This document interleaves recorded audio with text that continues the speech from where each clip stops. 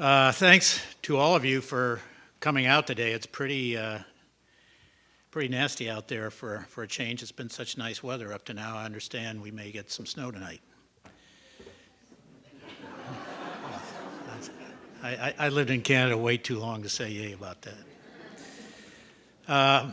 My name is Bill Schultz. I'm the executive director of the Prairie Research Institute, and I'm sort of hosting today the first of our anniversary lectures. Jack White has graciously volunteered to do the honors today, and we'll hear a bit more about him from Brian Anderson in a moment.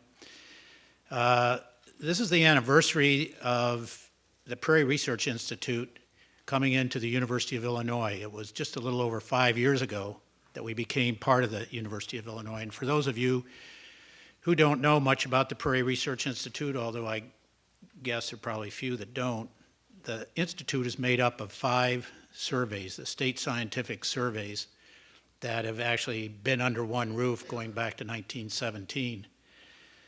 They include the Geological Survey, the Water Survey, the Natural History Survey, the Sustainable Technology Center, and our most recent addition, the Archaeological Survey, who joined us in 2010.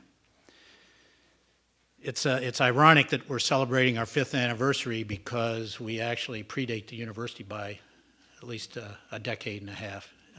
The original Geological Survey started functioning in 1851, the Natural History Survey 1858.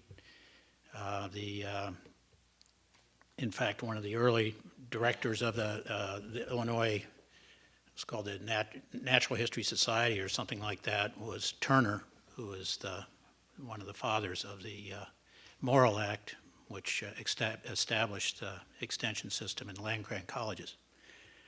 So we have a fairly long history in this location and in this state and with this university. But we decided, we've been here 5 years, we've thrived in this environment, and we felt that we needed to celebrate that 5 years with a series of lectures, and this is the first of them. There will be at least 2 more major lectures coming along down the way. I don't think I really have much more to say. I've got some notes here, but I would like, though, to thank the people who put this together in the Institute office and in the surveys, because there was a lot of organization required to get this off the ground. Particularly, I'd like to thank Sarah Olson for doing the graphics in all our materials. And I would like to thank Angie Weishart, who is my assistant, who really has put in a lot of effort. And I would like to thank Steve Wald, who is kind of the person who organizes these special events and has put this together. There are many other people who participated as well in putting this together, but those 3 in particular, without them, we probably wouldn't all be sitting here in relative comfort today, and I see we're overflowing. But possibly there's some seats up here and scattered around.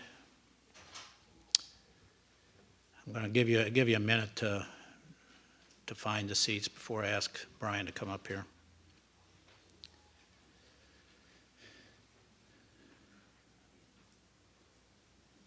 I tell people that this is my 50th year. In June of next year will be my 50th year of working for a survey, and this has been a great way to close out my career heading an organization like this and being able to host events like this.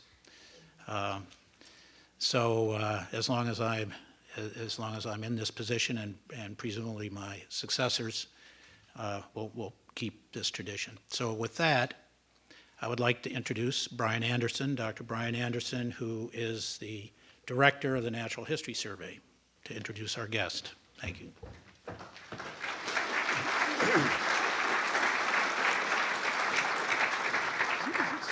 Thank you, Bill, and welcome everyone.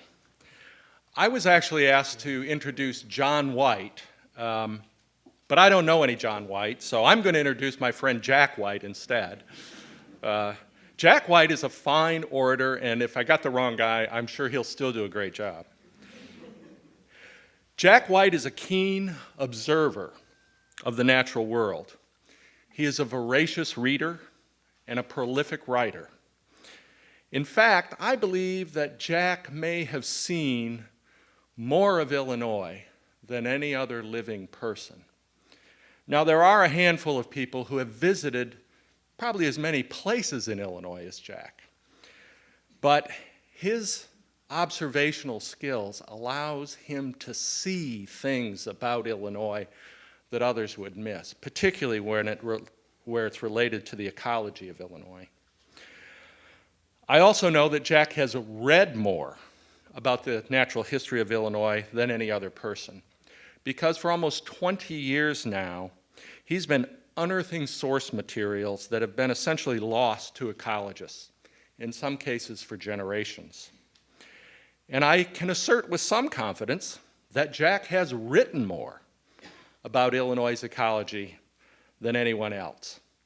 As part of the Illinois Natural Areas Update, which we recently completed, Jack wrote over 1,000 pages of guidance on how to identify, classify, and assess the quality of Illinois' natural areas.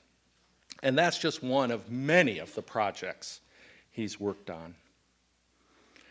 In fact, I'm a little bit suspicious that this John White fellow may be Jack's secret twin brother that he keeps locked in a room somewhere and forces to write 24 hours around the clock. But seriously, the most remarkable thing about Jack is that he has brought all of these skills together in a long and prestigious career, a career dedicated to the protection of Illinois' native biodiversity. I'm fond of saying that people will not fight for things that they don't love. And to really, truly love a thing, you have to begin to understand it. Jack White loves the Illinois Prairie. And today, he will help us begin to understand it just a little bit better. So now, if you have not already, please quiet your cell phones and prepare yourself for a treat. It's my great pleasure to introduce my dear friend and comrade in arms, Jack White.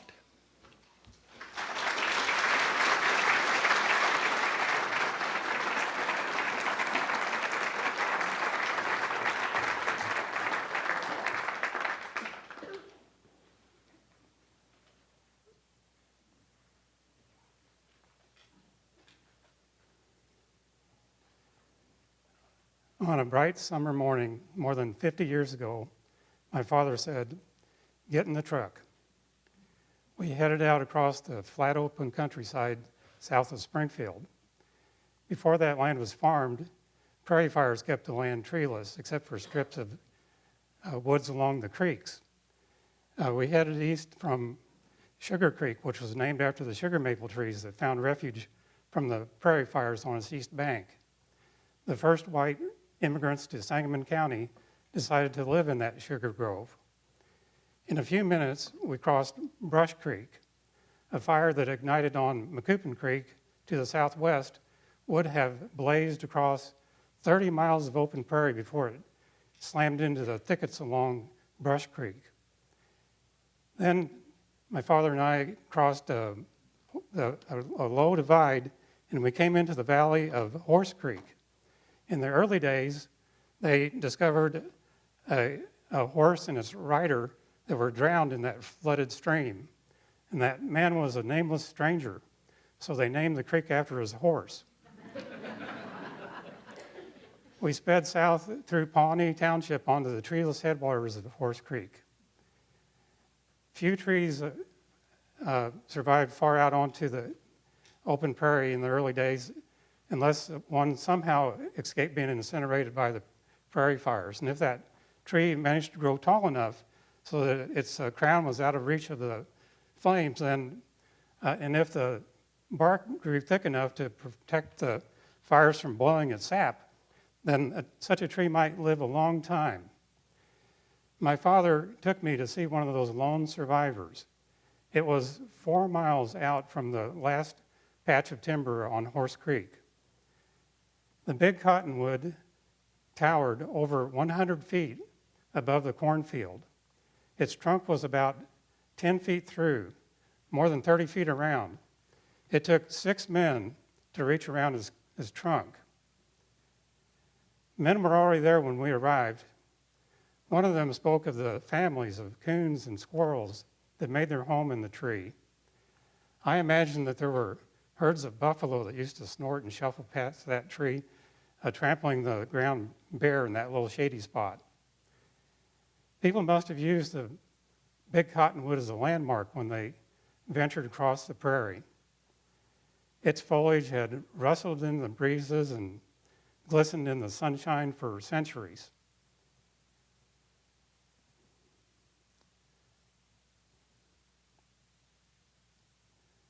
On that bright day, half a century ago, men gathered at that big cottonwood to dynamite it, bulldoze it into a shattered heap, douse it with diesel fuel, and set it ablaze.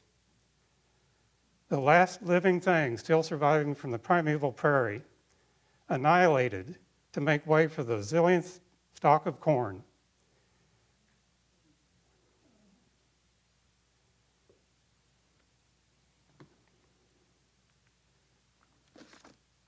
When I turned 16 and I could drive myself, then I found a patch of prairie plants along a railroad track. And they were twisted and withered from weed killers, so I transplanted them to a preserve. That little prairie restoration is still being tended 48 years later. What is it about the prairie that compels us to protect it and to restore it? George Fell knew. In a 1998 interview with WILL, George said, "Nothing becomes valuable until it becomes rare."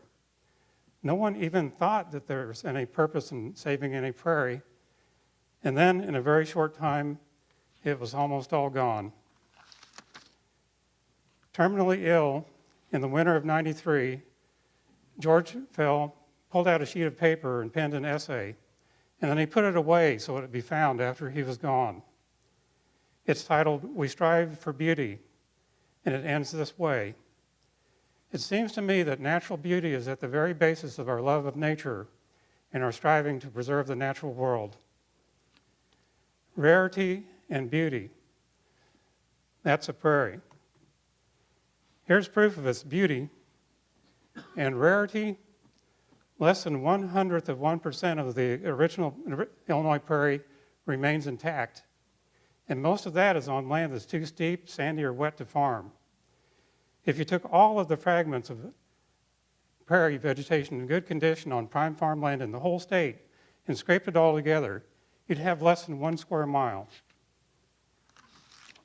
Have you ever walked through a natural prairie? Not a restoration, but the real surviving remnant. Raise your hand if you have, please. Hey, about maybe 5 out of 10.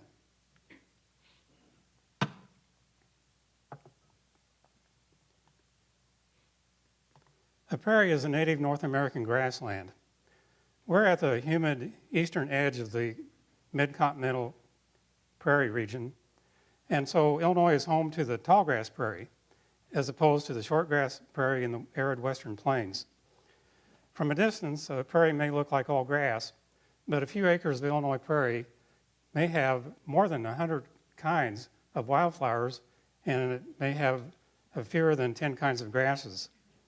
Because there are no trees for perching and nesting, some prairie birds actually sing while they're on their wing, and some of them nest on the ground. And some prairie mammals live out their lives underground, and some prairie insects live on just a single plant. They feed and reproduce their whole lives on one species of plant. The prairie is just a marvel of natural history. So you see, research by ecologists and biologists from the Illinois Natural History Survey must be key to understanding a prairie. Illinois didn't always have prairie. After the glaciers retreated, Illinois is forested, and then the prairie spread in during a long, warm and dry period thousands of years ago. The prairie is favored by a dry climate, but wet soil also supports a prairie. It's complicated. You see, climatology and hydrology, which are the focus of the Illinois State Water Survey, is key to understanding the prairie. The first people came into Illinois more than 10,000 years ago. That was long before there was any prairie. The last few thousand years has been so rainy, Illinois should be forested. I think our prairie is actually a holdover from a warmer and drier period, and it's been maintained by people setting fire to it.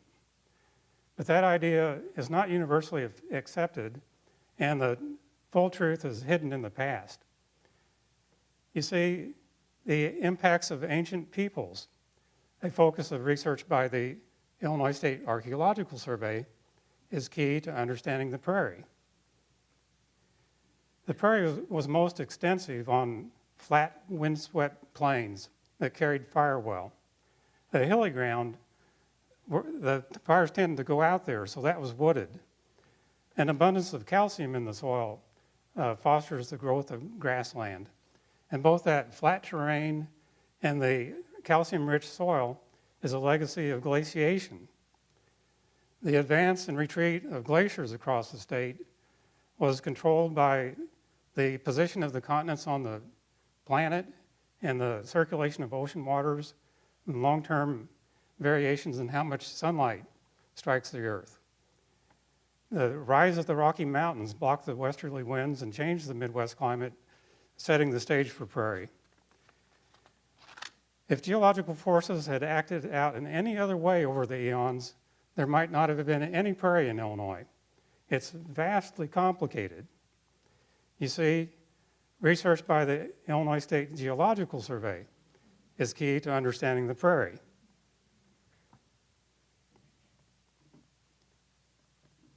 This map by Roger Anderson shows the original distribution of prairie in Illinois. The yellow was prairie and the green was mostly wooded. The least wooded region in central and eastern Illinois was called the Grand Prairie. I'll use this map to tell you some stories. In the early 1800s, the prairie band of the Kickapoo tribe were fiercely independent. They chose to live far out on the Grand Prairie, away from encroaching whites. One of their biggest villages, called the Grand Village, was at the edge of a grove in the middle of the prairie in the headwaters of the Sangamon River Valley. The next time you go west on I-74, when you're past Farmer City, look north, and the patches of woods that you see on the horizon are what is left of what's called the Old Town Timber. That's named after the Kickapoo town. The Kickapoo were forced off of their prairie homeland and moved west of the Mississippi River in 1832. Some Kickapoo wanted nothing more to do with the United States government, so they settled in Mexico. This is Kikakwa, a Mexican Kickapoo. Her elders told her of life in the Grand Village.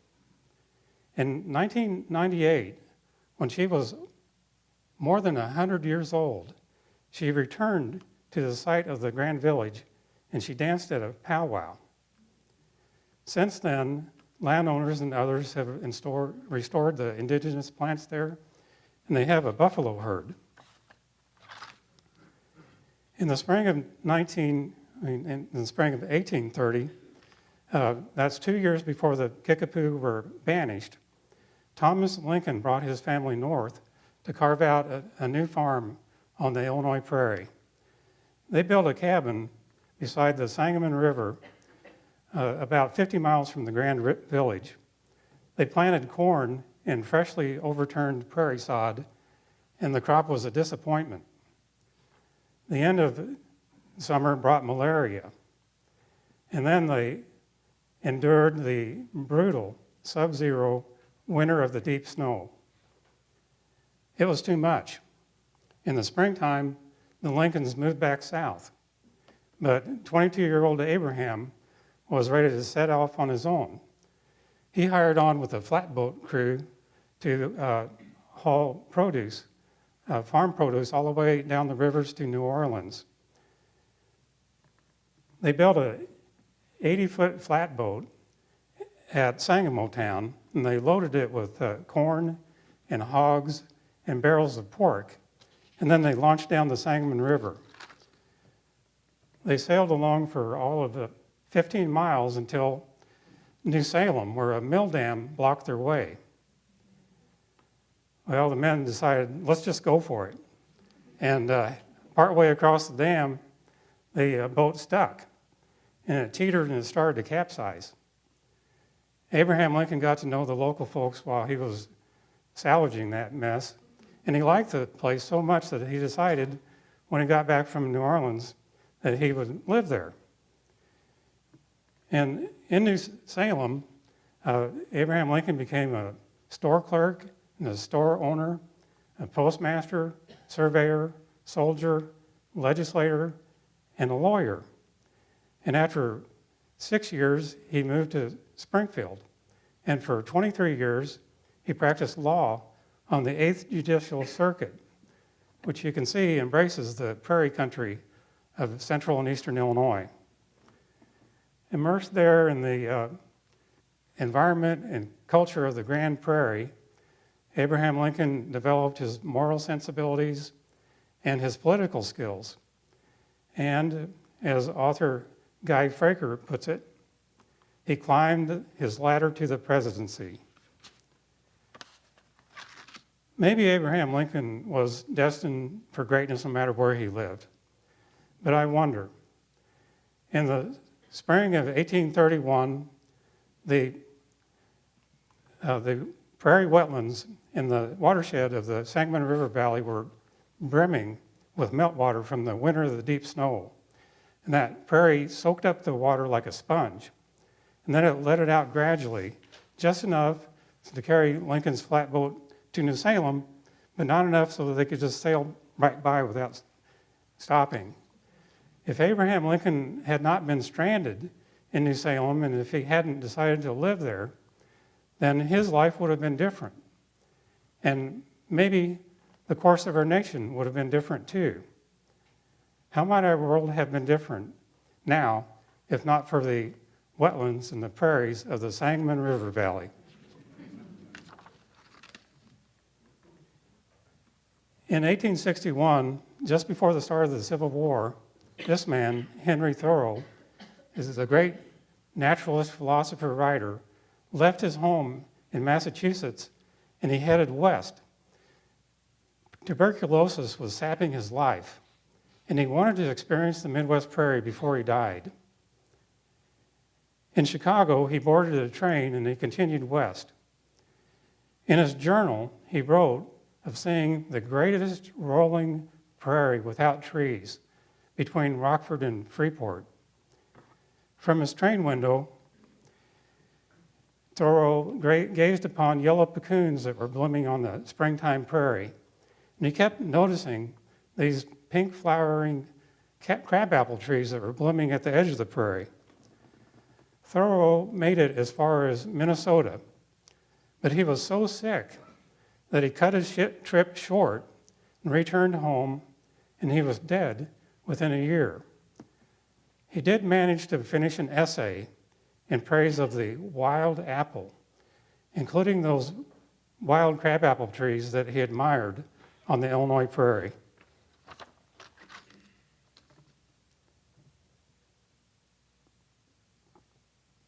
After the Civil War, in 1867, John Muir was working in a wagon wheel factory in Indianapolis, and a tool slipped and it blinded him.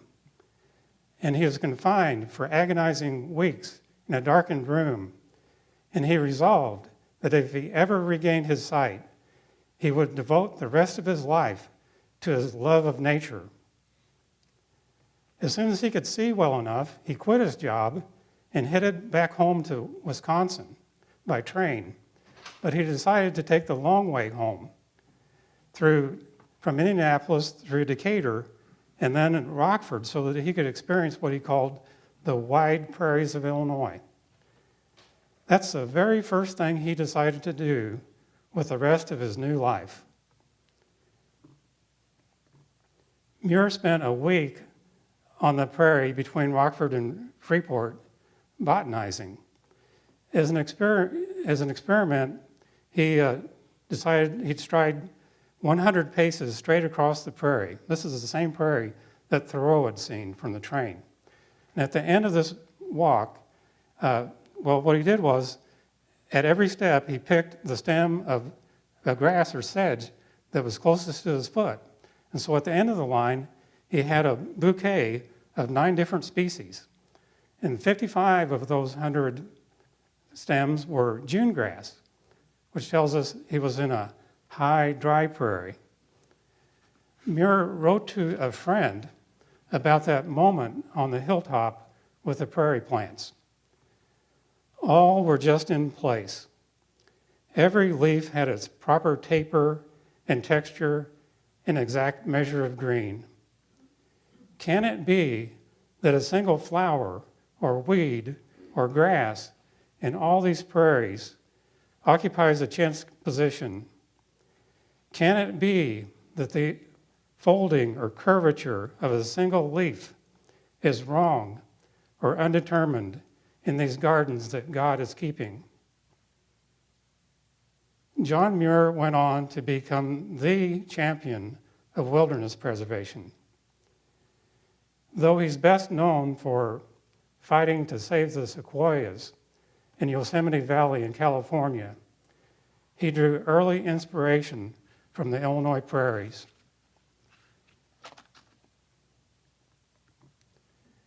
Stephen Forbes was born in 1844 in a cabin between Rockford and Freeport on the very same prairie that Thoreau had crossed and right where Muir stopped to explore. Here he is as a teenage soldier. After an incredibly heroic service in the Civil War, he turned his attention to natural science. And in 1877, he became the first head of the Illinois Natural History Survey. Because of his pioneering work, he is known as the father of aquatic ecology. His contribution to the preservation and study of prairies lay in how he supported the work of others, as we will see. As early as 1831, the state of Illinois funded geological surveys. The first report came out right after the Civil War in 1866. Here's the first volume of the Geological Survey of Illinois. And in it, Leo Lacroix, a deaf Swiss expatriate, contributed a chapter on the origin and formation of the prairies. Lacroix asserted that the prairie areas were once covered by shallow, stagnant waters, and that the soil that formed under those conditions were conducive to the growth of grasses but not trees. According to Lacroix, the prairies had always been treeless ever since the waters had receded. Back then, natural scientists had a minor industry arguing with each other about the causes and why and how the prairies formed. Lacroix even quoted and then politely disagreed with another geologist who contributed to the very same volume of the Geological Survey. Well, 2 years later, in 1868, and this is volume 3 of the Geological Survey of Illinois, Henry Engelman said this about certain prairie areas. The absence of timber on them appears to be due to the annual fires that sweep over them, fed by the tall grasses that cover the surface, a conclusion that is sustained by the fact that as the country is settled and the fire is kept out, a vigorous growth of young trees soon covers the surface. Now, Leo LaCrue didn't even mention the possibility that fire would have a role in the maintenance of the prairies. Do you recognize this dashing figure? Robert Kennecott grew up in the 1830s and 40s on a farm amid the prairie north of Chicago. In 1855, he published the first detailed scientific list of the state's fauna. Kennecott was a founding member of the Illinois Natural History Society when it was chartered in 1861. That society, its library and collections, became the Illinois Natural History Survey. Robert Kennecott made major contributions to science in Illinois, but that waned when he took up explorations in Canada and Alaska. And he died on the Yukon River in 1866. Information that Robert Kennecott gathered about the natural resources of Alaska helped persuade Congress to purchase Alaska from Russia. Well, what a different world it would be today if Alaska was still known as Russian America. Robert Ridgway called Robert Kennecott Illinois' first and most gifted naturalist. Who, you may ask, was Robert Ridgway?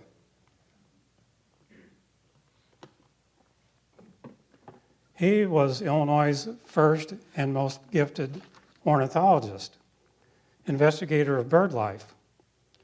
Ridgway made his remark about Kennecott in the Ornithology of Illinois, published by the Illinois Natural History Survey under the direction of Stephen Forbes. In Volume 1, Ridgway described a visit to Fox Prairie near Olney. He marveled at the 95 kinds of birds that he saw on the prairie, including swallow-tailed kites and Mississippi kites. He noted only 2 or 3 small farms on that prairie, which was 6 miles wide and 10 miles long. When Ridgway returned 12 years later, all of Fox Prairie was farmed except 160 acres that was pastured. And in that pasture, the Henslow sparrows and the grasshopper sparrows, and most of them prairie birds, were as abundant as ever. But the kites and the rare Bell's vireo were gone. Ridgway ended his story, I'll read from the book here. We left our beautiful prairie with a sad heart, disgusted with the change, however beneficent to humanity, which civilization had wrought. The same is true for all of the smaller prairies in many portions of the state. And it probably will not be many years before a prairie in its primitive condition cannot be found within the limits of Illinois. He wrote that in the 1880s. Henry Gleason was born in 1882 on a farm 40 miles southwest of here. When his father arrived in 1859, that region was a trackless sheet of grass. As late as 1868, the Geological Survey said of the county, in many places the prairies still preserve their native beauty, covered with tall grass and adorned with the goddess Flora's bright gifts. By the time young Henry was doing chores in the late 1880s, the neighborhood was entirely transformed to farmland. Gleason earned his bachelor's degree at the University of Illinois in 1901. The title of his thesis, The Flora of the Prairies. And in it, he said that he had only seen one patch of prairie, 2 acres that was too wet to farm. Because of the loamy prairie that was all farmed, Henry Gleason next described the prairies that still survived on sandy plains along our river valleys, on the dunes. And I'll show you here tables 1 and 2 from Gleason's first study of sand prairies near the Illinois River. The tables compare the abundance of plants on grazed versus ungrazed prairie. For instance, he found that cactus was about twice as abundant on the grazed prairie as on the ungrazed prairie. Now, I'm not showing you these tables so that you'll try to understand them. I just want to impress you. These tables are historic. They are the first such quantitative descriptions of vegetation of any kind recorded by any ecologist anywhere in the world. Published in 1907 by the Illinois Natural History Survey under the direction of Stephen Forbes. Gleason studied ecology when it was still being founded as a new science. Back then, many ecologists considered fire to be a purely destructive force in nature, or else they ignored it altogether. But Gleason recognized the importance of fire in shaping the distribution and character of our natural vegetation. And he said so in a series of 5 articles. Gleason was well ahead of his time. In 1916, Frederick Clements, a professor studying prairies in Nebraska, completed an ecology text that was so well stated that it dominated ecological thinking. Ecologists interpreted the nature of the vegetation and how it changed over time in Clements's terms. But Henry Gleason didn't agree with Clements, and he said so in a series of articles in 1917, 1926, and 27, and then one last time in 1939. His fellow ecologists shunned him. Not a single ecology text quoted and used Gleason's ideas for 30 years. Henry Gleason eventually quit ecological research, and he turned his attention full-time to plant taxonomy, describing and classifying plant species. He devoted 10 years to producing these 3 books. And I used these when I was a boy to learn my farm weeds, and I still keep them within handy reach. Right here. A year after these books came out, it turns out that a lot of ecologists were starting to come around to Gleason's way of thinking, and the Ecological Society of America, a year after these books came out, declared, they gave him a title of Distinguished Ecologist. And 6 years later, they decided that wasn't good enough. They declared him Eminent Ecologist. After he died, he was eulogized. Few have contributed more significantly to shaping ecological thought than he. Now the writings of rival Frederick Clements are relegated to history, and Henry Gleason's concepts are mainstream. It all started with a farm boy from the Grand Prairie of central Illinois.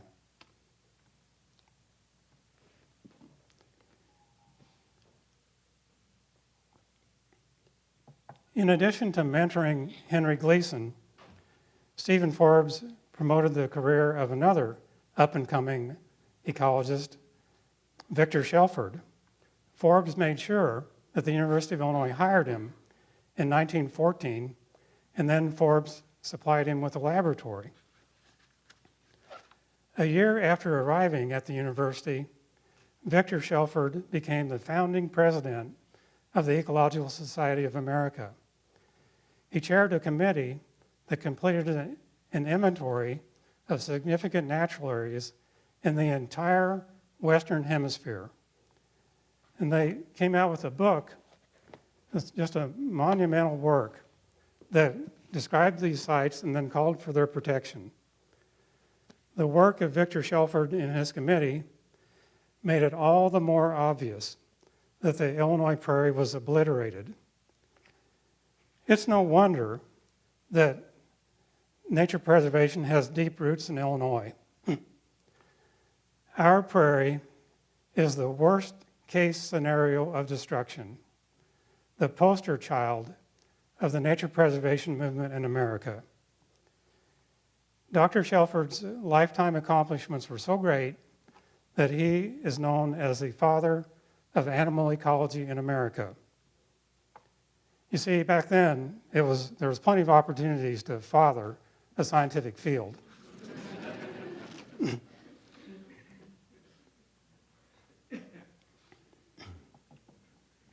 A contemporary of Shelford in Wisconsin, Aldo Leopold, is known as the father of the wildlife management profession. Leopold wrote a Sand County Almanac. This is a landmark of environmental literature. It came out in 1949. And in it, he called for us to respect the natural world and its inhabitants, not to just treat nature as a bunch of commodities to be exploited. In one chapter, Leopold described a bus ride that he took across northern Illinois. And the land was farmed neat and clean. 7 decades earlier, from a train window, Thoreau had gazed across a prairie that was just overspread with the yellow puccoons. But from a bus window, Aldo Leopold caught just a glimpse of puccoons blooming at the edge of an old graveyard.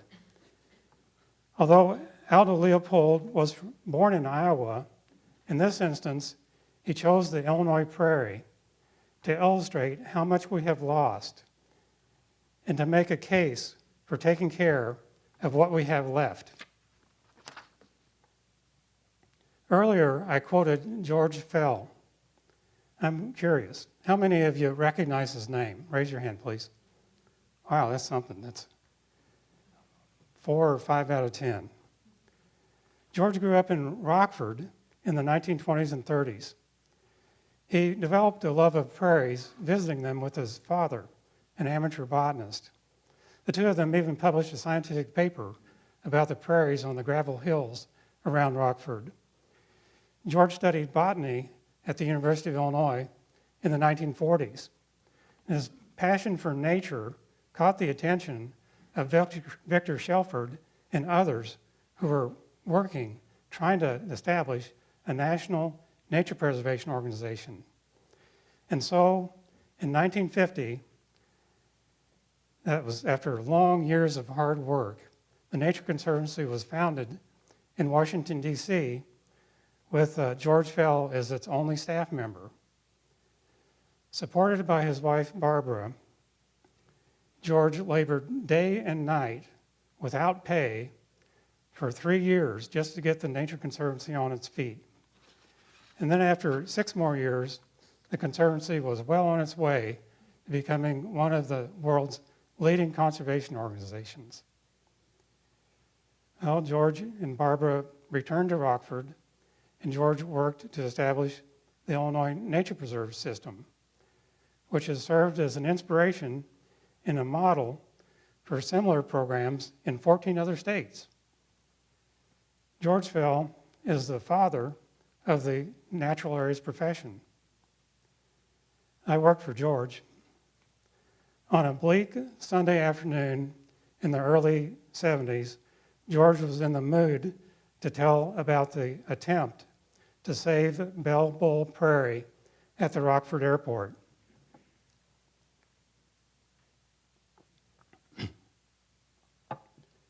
This was one of the gravel prairies that he and his father had studied. The airport authority was digging up that gravel and destroying the prairie so that they could use the gravel to extend a runway on the other end of the airport. Well, George mobilized expert testimonies and letters and newspaper editorials urging, spare the prairie. After weeks of false starts and delays, the airport board was unanimous and adamant. Their firm final decision ordered the workers adhere to the original plans and not be impeded. With those orders, the workers went back to excavating the prairie. So George and Barbara Fell went right back out there and confronted the man in charge. George pleaded with him to stop for just half a day. George told me his tactic. He showed the boss the strength of his personal conviction, made him hesitate, made him think. Maybe he was about to be personally responsible for destroying something precious and irreplaceable. George stared him down. That boss violated his orders, and he backed off the earth movers. And with the extra time that George gained, he enlisted a state senator, and they persuaded the governor to send a telegram to the airport board. And the board relented, giving what remained of the prairie a temporary reprieve, which is still in effect. But just the other day, Barbara Fell reminded me that prairie is still not permanently preserved.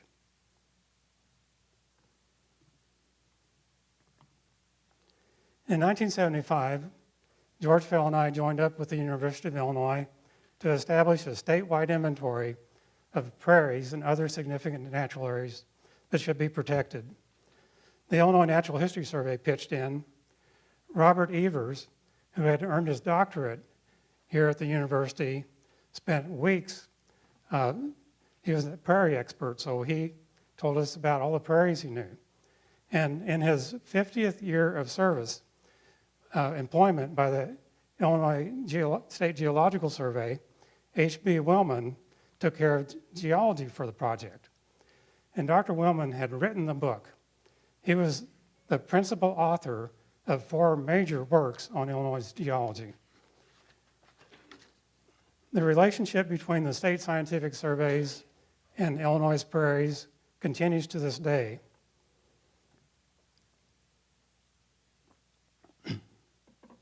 For instance, both the Illinois State Water Survey and the State Geological Survey have done studies to help monitor and manage various prairie areas. For instance, how vulnerable our preserves are to groundwater contamination. The State Archaeological Survey has investigated sites that are in prairies, as well as archaeological sites that have been retired from farmland and restored to prairie in order to preserve them. The Illinois Sustainable Technology Center helped clean up contamination at 2 decommissioned Army facilities. That includes the largest tract of sand prairie in the state and the largest prairie restoration in the state. The Natural History Survey recently undertook a major update of the state's natural areas inventory. The staff of the Natural History Survey monitor and help manage many prairies and prairie preserves. Now, let's look more broadly into the future. We face many challenges, and here are 4 of them.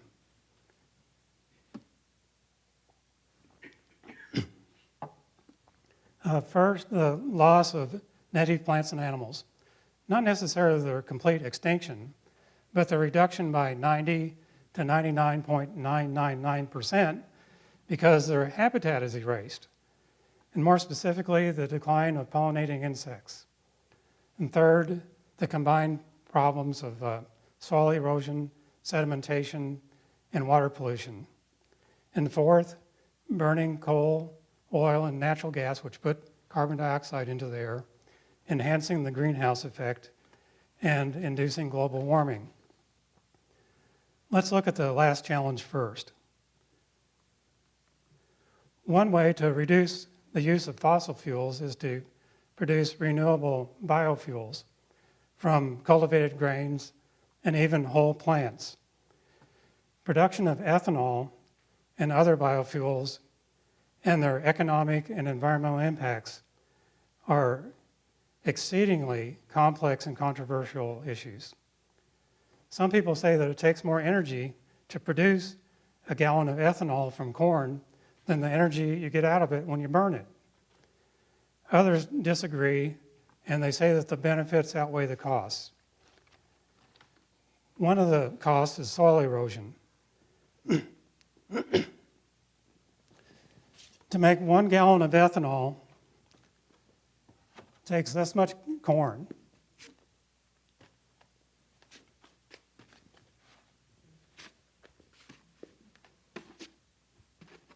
.4 gallons. And to grow that much corn, on average, you're going to lose this much soil to erosion.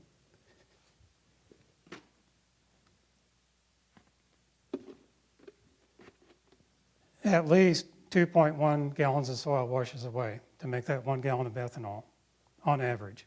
And that's a conservative estimate. The soil erosion is much less than that on flat ground. But if you have really hilly ground that's not in conservation tillage, just one single springtime rainstorm when the corn is newly planted, it can strip away more soil in just that one event than is normally lost in 10 or more years on an average field of crops. Well, I'd like us to consider an alternative because we've lost half of our topsoil since John Deere invented his prairie plow in the 1830s. That soil doesn't just disappear. A lot of it just ends up farther down slope in the same field, but some of it fills up wetlands and it clogs waterways. And chemical-laden farm runoff ends up in the Gulf of Mexico, where the water is so polluted with nitrogen and phosphorus chemical fertilizers that there's a dead zone, thousands of square miles that are devoid of life. Well, as an alternative, I say let's convert some of that cropland to prairie vegetation and then harvest the prairie to produce biofuel. Depending on what factors you consider and how you value the various factors, that prairie vegetation may or may not be the most efficient and beneficial way to convert the sun's energy to biofuels. And we don't even have a commercially viable industrial scale process to do it, not yet. But the technology is available to outfit some power plants so that they can burn prairie vegetation to generate electricity. And growing prairie as a biofuel crop would have other real and immediate benefits. A prairie is the sole natural habitat for many plants and animals.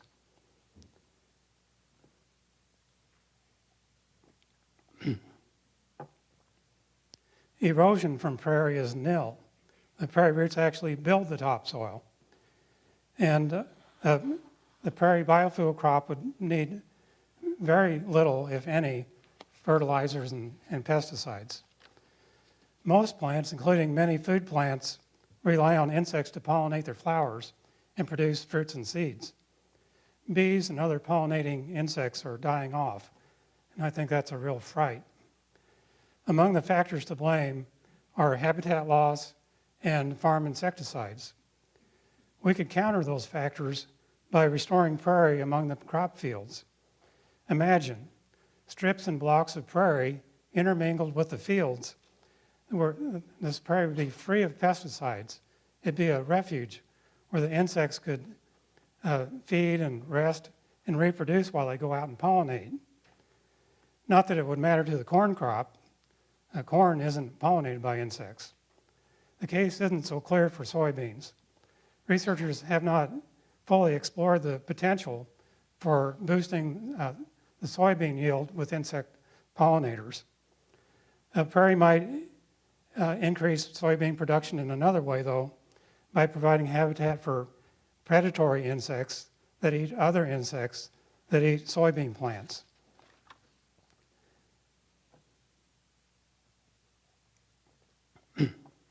We grow corn and soybeans and other crops as annual monocultures.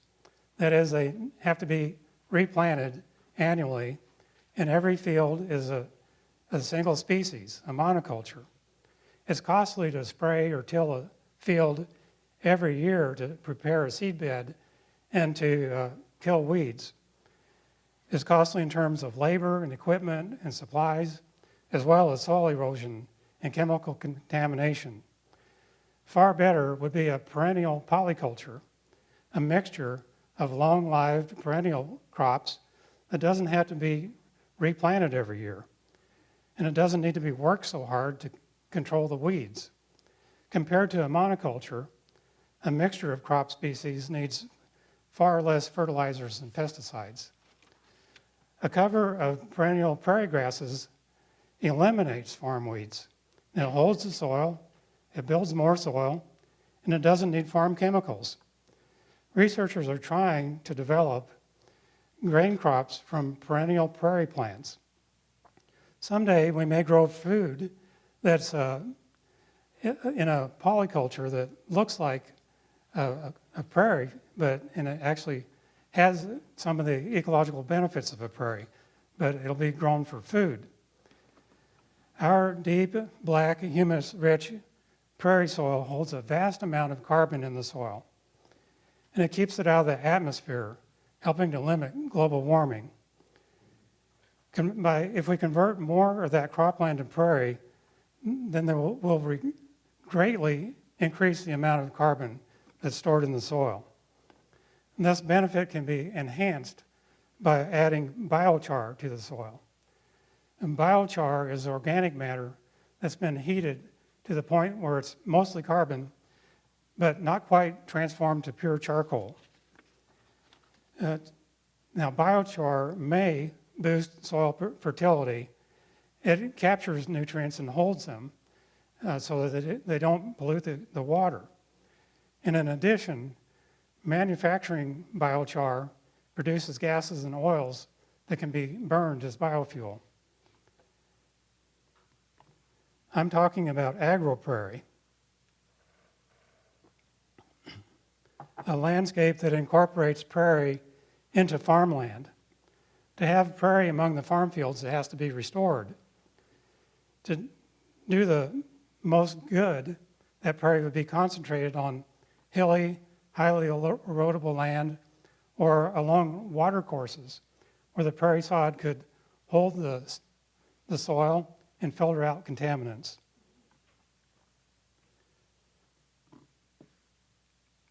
Large-scale agro-prairie would address all four of the concerns that I brought up earlier. It would restore habitat for native plants and animals, specifically to support the insect pollinators.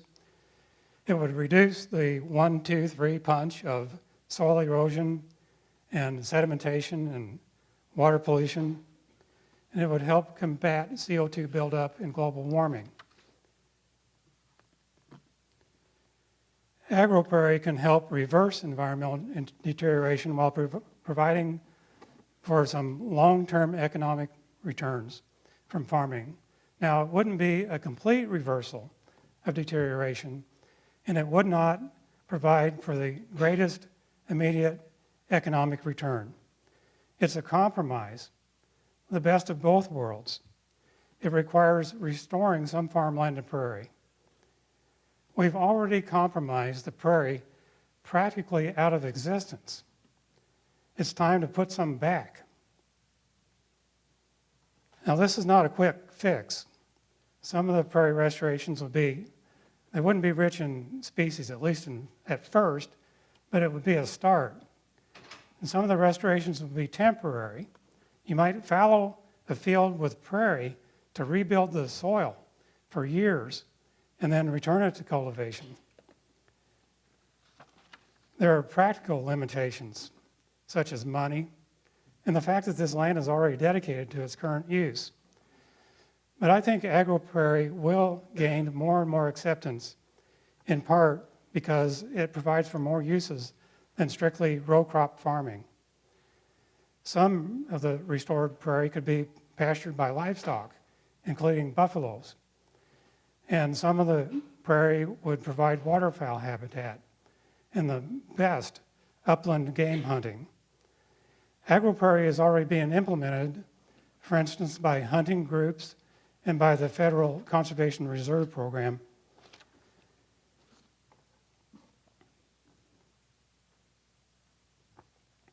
The University of Illinois is already tackling a wide variety of agro-prairie research and education. For instance, the Department of Natural Resources and Environmental Sciences has a program on sustainable agriculture and agroecology. The Center for Advanced Bioenergy Research is an umbrella group on campus of hundreds of people who are working on biofuels. The Prairie Research has experts on prairie restoration who are so dedicated, they do it as volunteers on weekends. The prairie has given us so much. Our prairie soils are the foundation of our agricultural wealth. This land-grant university was established with money that was raised by selling prairie land to farmers. I fear we're taking too much from the prairie. If we fully accounted for the costs of soil erosion, sedimentation, and water pollution, and if we fully accounted for the economic and environmental benefits of prairie, we may see that agro-prairie is in our best interests. The University of Illinois is uniquely capable of determining the costs and benefits of farming that incorporates prairie. This is a multidisciplinary problem. The university has immense resources and expertise in crop science and soils, ecology, biology, hydrology, climatology, energy, and economics, right here on the Grand Prairie. Prairie Research Institute, I challenge you to take an even bigger lead in determining the future of our prairie and how it can be incorporated into truly sustainable agriculture for the good of the environment and for the public good for the future.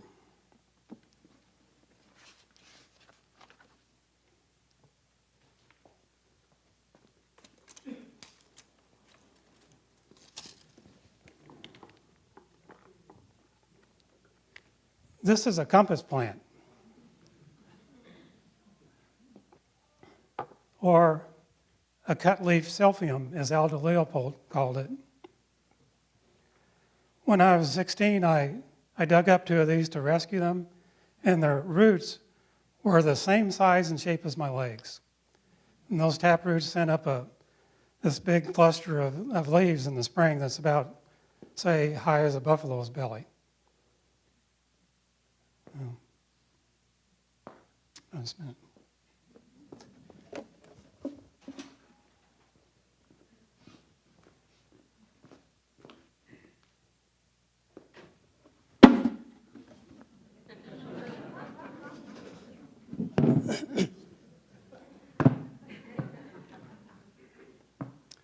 I was born in 1949, a year after Aldo Leopold died, and it was the same year the Sand County Almanac came out.